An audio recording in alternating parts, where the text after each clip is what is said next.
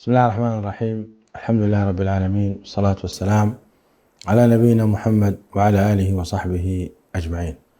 مشاهدي الأكارم، سلام الله عليكم ورحمته وبركاته. أهلا وسهلا ومرحبا بكم في برنامجكم سيرة من نور. نحن نقرأ في صحيح البخاري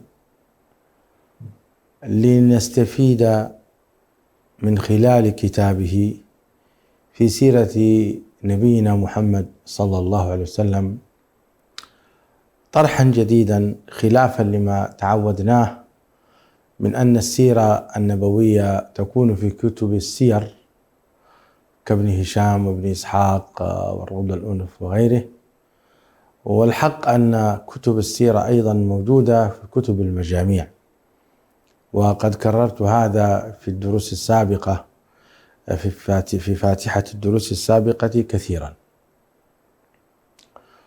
وها نحن أيضا استمرارا لهذه الدروس نقرأ اليوم حديثين عظيمين في صحيح البخاري رحمه الله تعالى.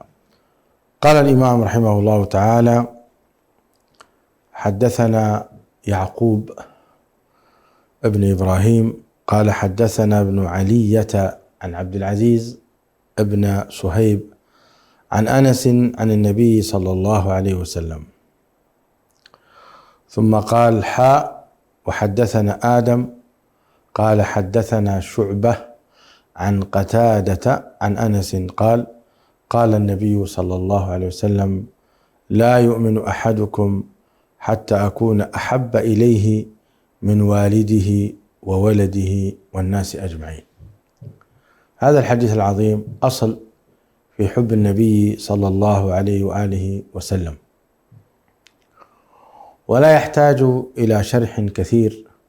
قد رأينا الصحابة رضي الله تعالى عنهم يحبون رسول الله صلى الله عليه وسلم أكثر من أنفسهم، حتى أن عمر بن الخطاب رضي الله تعالى عنه وأرضاه قال للنبي عليه الصلاة والسلام: أنت أحب إلي إلا من نفسي. فقال له رسول الله صلى الله عليه وسلم: لا يا عمر. فقال: والله أنت يا رسول الله الآن أحب إلي حتى من نفسي. هذه المحادثة وهذا الأمر بين رسول الله صلى الله عليه وسلم وعمر بن الخطاب رضي الله تعالى عنه وأرضاه يعني أنه لا يكتمل إيمانك يا عمر حتى أصبح أنا، يعني محمد صلى الله عليه وسلم، أحب إليك حتى من نفسك. ففهم عمر هذه الرسالة فقال له: أنت الآن أحب إلي حتى من نفسي. والمحبة هي من الله سبحانه وتعالى، وتكون أيضا بعد فضل الله من أعمال القلوب، فأنت تسعى حتى تحب رسول الله صلى الله عليه وسلم من خلال أعمالك.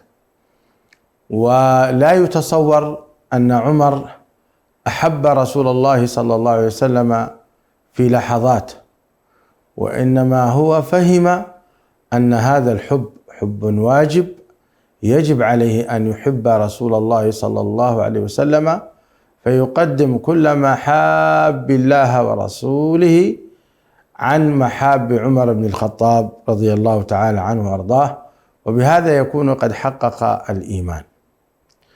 تعالوا بنا ننظر إلى سير الصحابة الكرام مع رسول الله صلى الله عليه وسلم.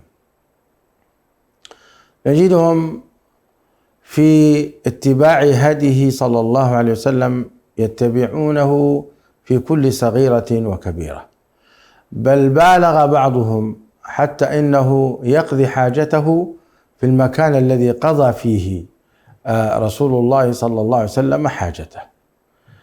وهذا مروي عن عبد الله بن عمر رضي الله تعالى عنه وأرضاه. وكانوا يتقاتلون على آثاره صلى الله عليه وسلم، وهذا لم تشهده لا العرب ولا العجم في ملوكها ورؤسائها، وإلى يومنا هذا من الذي آثاره محمودة وآثاره مباركة غير رسول الله صلى الله عليه وسلم. لا تجد أحد أبدا. هل ترون أحد أنه إذا تفل التفلة أو انتخم النخامة فذهب وضعها في جسده واستفاد منها؟ نعم، هذا هو حاصل في الصوفية، لكنه باطل، لا يستفيدون منها أبدا، بل على العكس يصيبهم من الأمراض والبلايا الشيء الكبير. أما رسول الله صلى الله عليه وسلم فإن آثاره بركة ومفيدة، وكانوا يستشفون بها ويضعونها في أجسادهم، فكانوا يقتتلون على وضوئه صلى الله عليه وسلم، ويتنافسون على شعراته، وكان الشعرات التي يحلقها النبي عليه الصلاة والسلام يوزعها بين أصحابه ويضعونها في ماء ويشربون من هذا الماء ويستشفون به.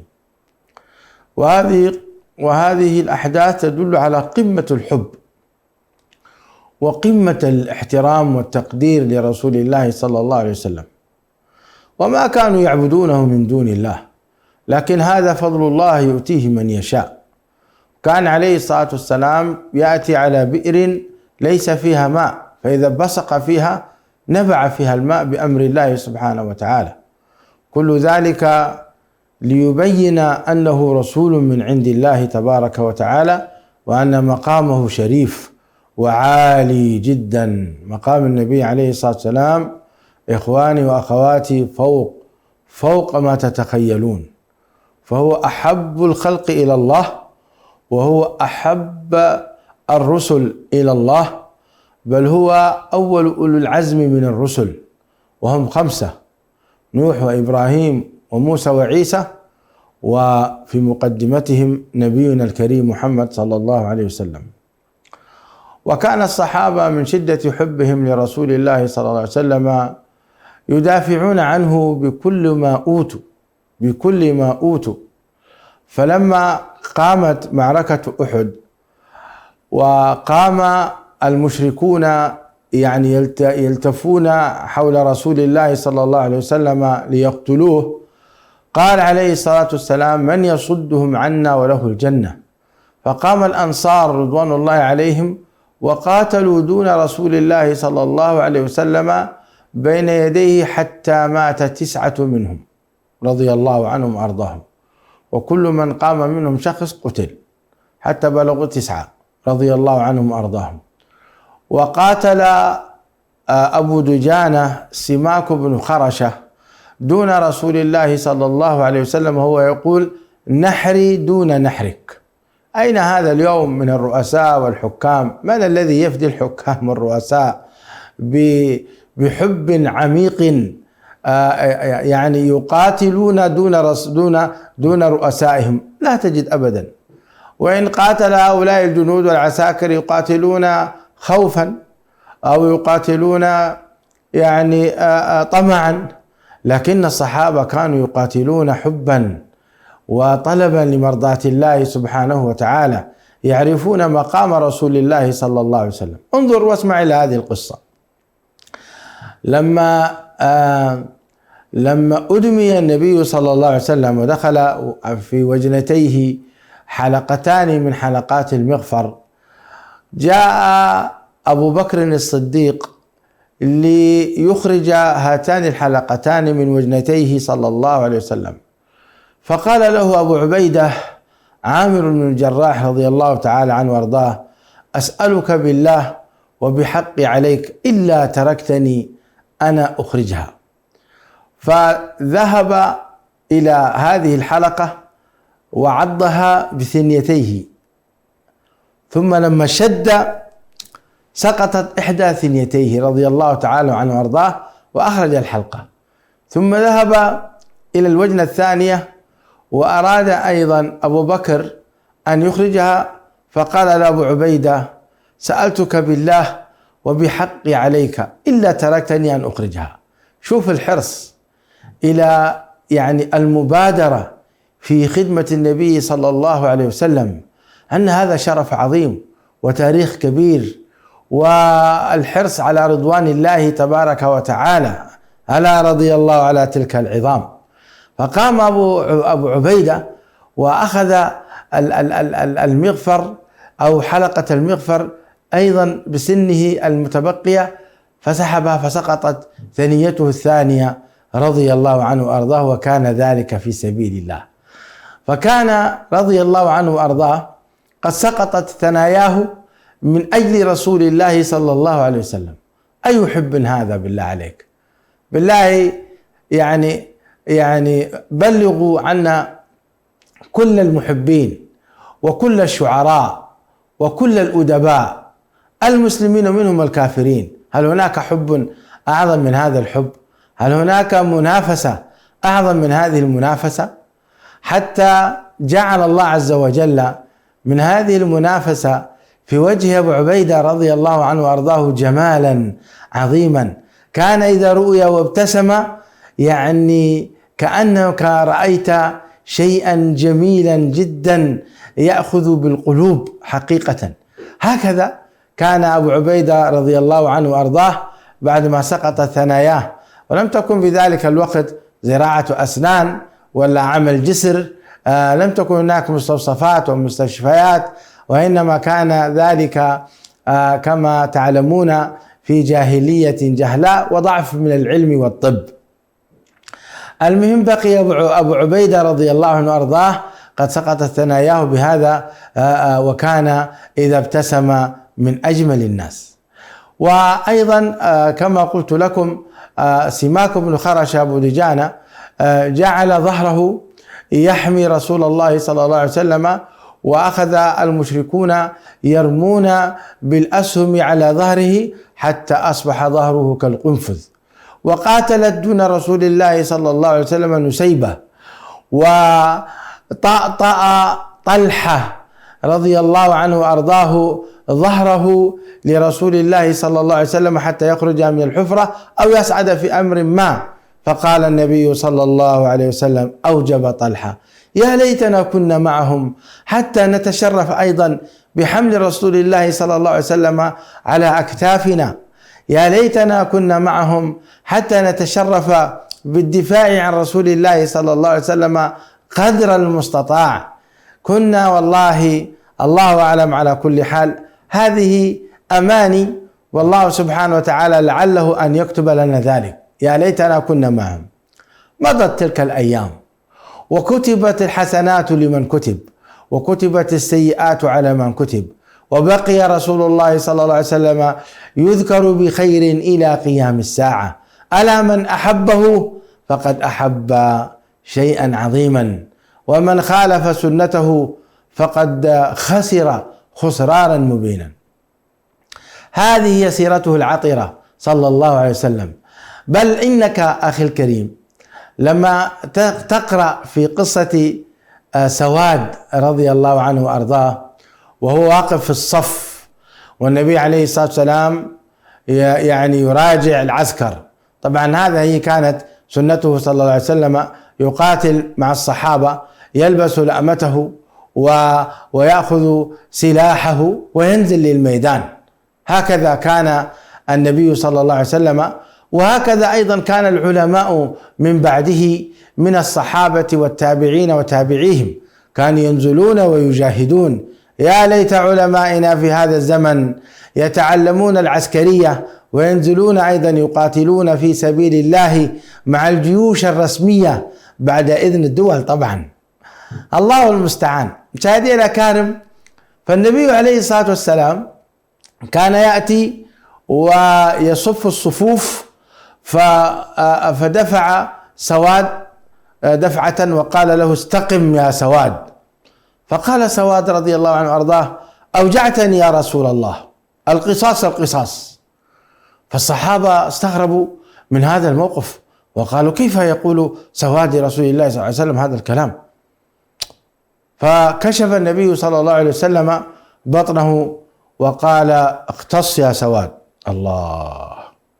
الله هل رأيتم قائدا عسكريا جنرال يقول لعسكري من العساكر خذ حقك مني؟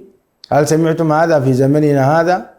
ربما يكون موجود لكن ما سمعنا به والله إلا في الأساطير الأولين.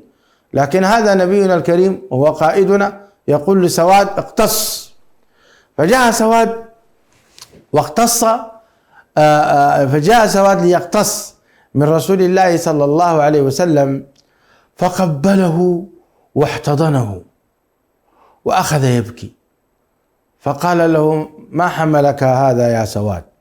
فقال: يا رسول الله، إن هذا اليوم يوم كريه، ولا ندري من يموت ومن يحيا، أو كما قال رضي الله عنه وأرضاه: وإني أريد أن يكون آخر جسد أحتضنه هو جسدك يا رسول الله. يا سلام، يا سلام على هذا الحب. هل رأيتم مثل هذا الحب يا إخواني؟ هل سمعتم أشد حبا شخص لشخص من هذا الذي نحن نسمعه؟ وهكذا قصص عظيمة تدل على حب الصحابة لرسول الله صلى الله عليه وسلم. وأبو أيوب الأنصاري رضي الله عنه وأرضاه لما حضر معركة خيبر وتزوج النبي صلى الله عليه وسلم بصفية بنت حيي بن أخطب وبنى بها في خيمته، خشي أبو أيوب الأنصاري من صفية وهي كانت يهودية، خشي على رسول الله صلى الله عليه وسلم، وبقي تلك الليلة يحرس رسول الله صلى الله عليه وسلم. فأحس النبي عليه الصلاة والسلام بشيء فخرج من الخيمة، فإذا أبو أيوب الأنصاري سالا سيفه يحرس رسول الله صلى الله عليه وسلم، فقال: ما لك يا أبا أيوب؟ قال: يا رسول الله، والله إني خشيت عليك من هذه. فقال: حرسك الله يا أبا أيوب. قاله النبي صلى الله عليه وسلم فقال: حرسك الله يا أبا أيوب، اذهب. فأذن له النبي صلى الله عليه وسلم، فذهب أبو أيوب الأنصاري رضي الله عنه وأرضاه بعد أن نال شرف هذه الدعوة المباركة. ألا رضي الله عن الصحابة الكرام، ورضي عنكم جميعا مشاهدي الأكارم، ورزقنا نحن وإياكم الدفاع عن رسولنا الكريم محمد صلى الله عليه وسلم، حتى ألقاكم في الأسبوع القادم على خير. ذا أخوكم برهان يحييكم، والسلام عليكم ورحمة الله وبركاته.